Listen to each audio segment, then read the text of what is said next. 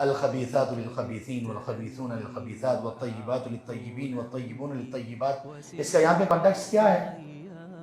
اللہ تعالیٰ نے اس سے پہلے دو طرح کے لوگوں کا بیان کیا. ایک باحیا پاک باز مرد و خواتین اللہ کی حدود کا خیال رکھنے والے.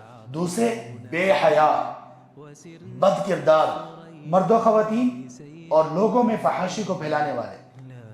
اللہ تعالیٰ نے اس آیت میں یہ کہا کہ یہ نہیں ہو سکتا کہ جس بندے کے دل میں خباثت ہے، بے حیائی ہے، اس بندے کو خبیث کے علاوہ کسی اور سے محبت ہو.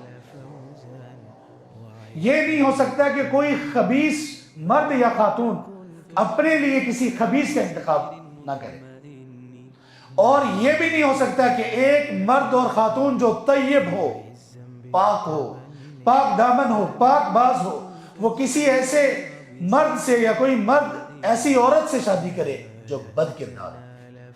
یہ اس کا مطلب.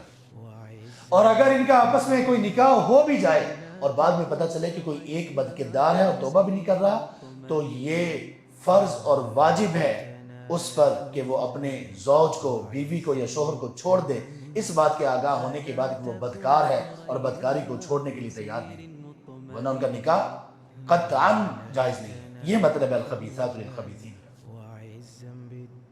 کتنے مرد و خواتین ایسے ہیں، خاص طور پر خواتین، انہوں نے خود ایک مرتبہ نہیں کئی مرتبہ دیکھ لیا کہ ان کے شوہر بدکاری میں مبتلا ہیں، لیکن صرف زمانے کو رکھنے کے لیے، اپنی برادری کو رکھنے کے لیے اور اپنے اس خوف کی وجہ سے کہ کہاں سے کھاؤں گی، کہاں جاؤں گی، وہ ایسے ہی بدکار لوگوں کے ساتھ رہ رہی ہے. تو اس کا ٹھکانہ آخرت میں بھی بدکاروں جیسا ہو، ان کے ساتھ ہو.